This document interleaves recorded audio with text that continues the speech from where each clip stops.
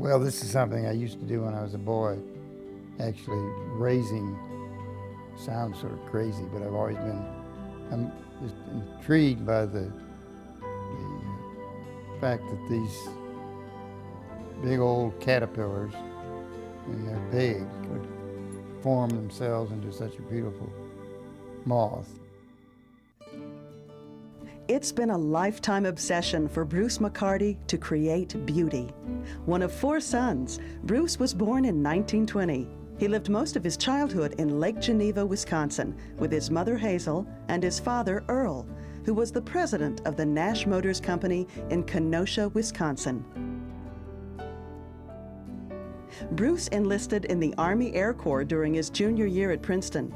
He was stationed for basic training in Biloxi, Mississippi. When I got there, I didn't know anybody, but most everybody in my group was from University of Tennessee. I got awfully tired of hearing all about UT and the football team, and a lot of the people there were football players. And next thing I knew, we were on a troop train coming up here. Bruce was sent to the University of Tennessee for pre-flight training. Knoxville would change his life.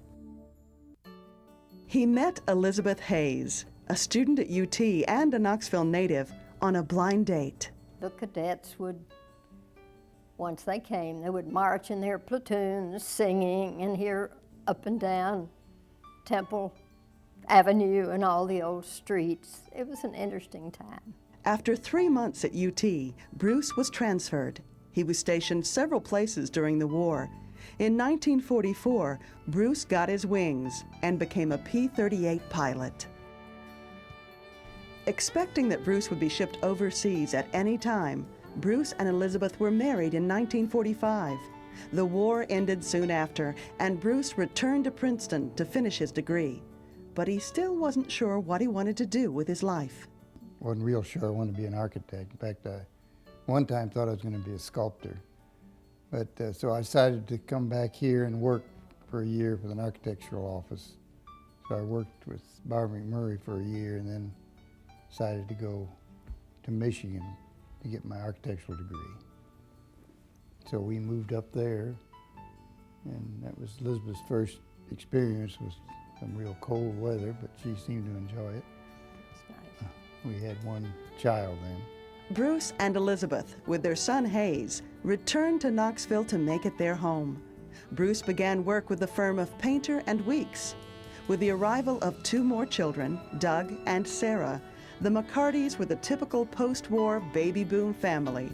He put his personal experience to work to meet the housing needs of 1950s America. There's a program on television, national television, with Arlene Francis and Hugh Downs called the Home Show. And our firm was selected to do the House of the Year, which I guess was about 1955 or 6, I'm not quite sure when. And so we appeared, both of us appeared on the program with Hugh Downs and Arlene Francis. In 1965, Bruce formed his own firm, Bruce McCarty and Associates, with Bob Holsapple. Over the last 5 decades, Bruce McCarty and his firm have designed many buildings from Tennessee to St. Croix. He shaped the skyline of Knoxville and the campus of UT with style and vision. In 1975, the firm, now called McCarty Bullock Holsapple, entered a competition to design UT's new art and architecture building. Their design was chosen over 43 others submitted. The building, co-designed by Bruce and his son Doug, has won numerous awards, including an award for excellence from the Gulf States region of the American Institute of Architects.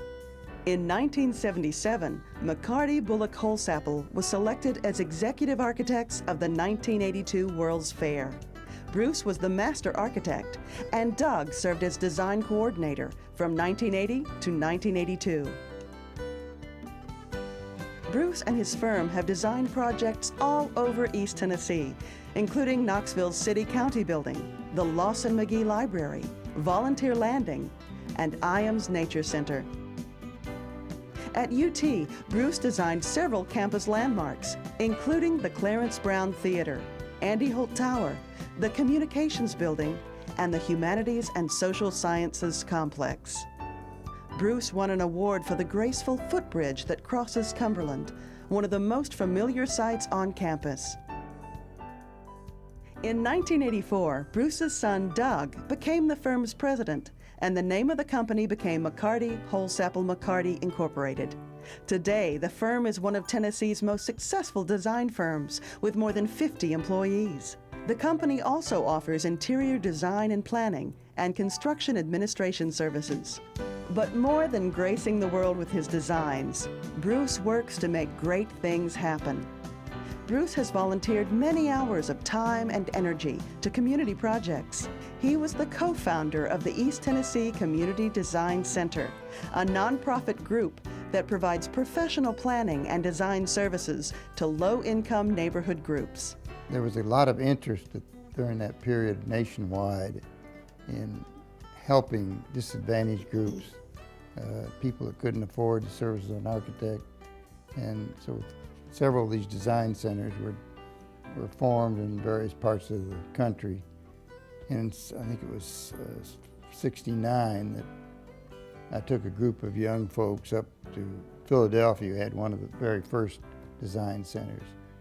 And we also went to New York to visit another one and came back, and along with several other people, started the design center here, and it's still, I think it's probably the oldest design center that's still active. He was honored with the first annual Gold Medal Award by the American Institute of Architects East Tennessee chapter for outstanding service to the community and the profession of architecture.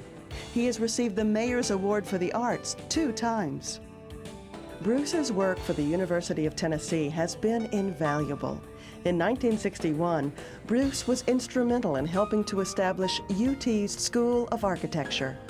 If you wanted to be an architect in Tennessee, there was no school here that you could go to until the school was formed.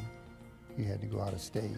He served as a member of the Board of Advisors for the College of Architecture and on the steering committee for the college during the 21st Century campaign. He held a term on the University Associates, and in 1999, he taught a 5th-year thesis class.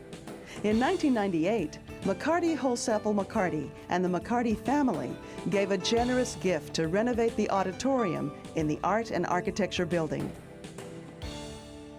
Bruce still marvels at the process of creating beauty, whether it's with bricks and mortar, in his hobby of growing wild silk moths from caterpillars, or in helping others. Bruce has always been interested in making something magnificent happen. The University of Tennessee's 2001 Volunteer of the Year, Bruce McCarty.